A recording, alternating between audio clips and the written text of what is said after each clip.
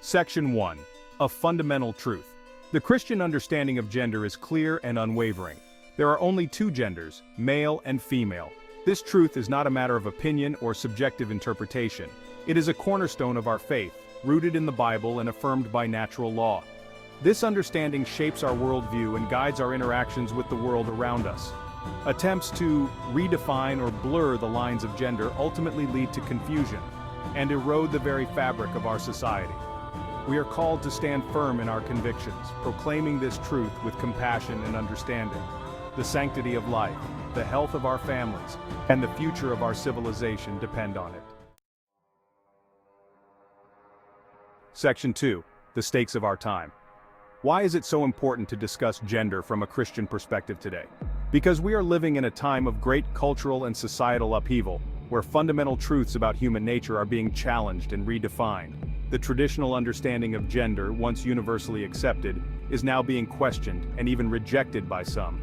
This shift has far-reaching implications, impacting everything from our laws and policies to our education system and family structures.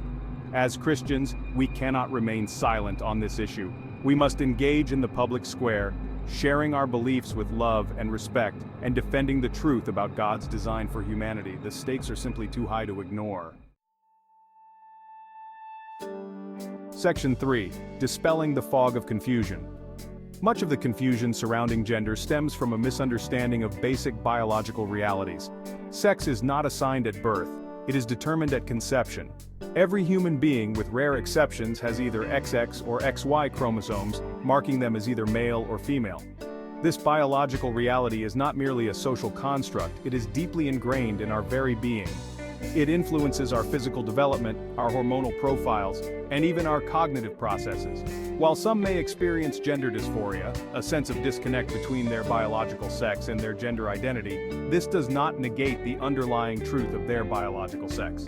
We must approach these sensitive situations with compassion and understanding, offering support and guidance while upholding the truth about God's design.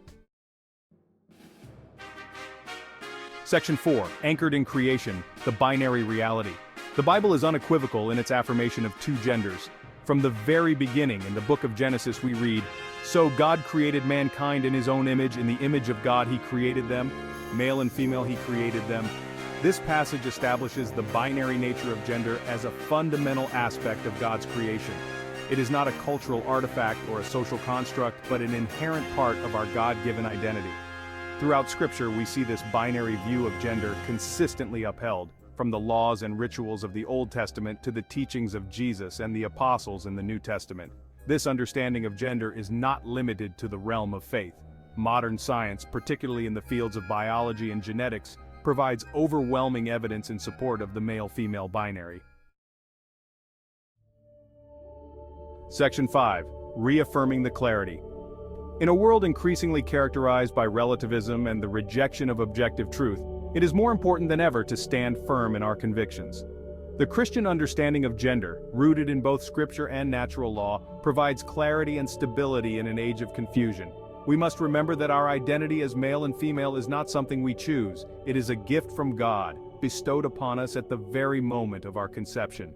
It is a fundamental aspect of who we are, reflecting the image of God in a unique and profound way. Let us therefore embrace this truth with joy and gratitude, living out our lives in accordance with God's design and proclaiming this truth with love and compassion to a world in desperate need of hope and healing. Section 6. Join the conversation. The topic of gender is complex and multifaceted, and it is important to approach these conversations with sensitivity and respect.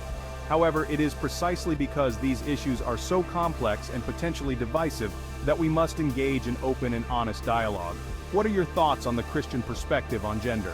How can we navigate these challenging conversations in a way that upholds both truth and love? Share your thoughts, and let's continue the conversation together.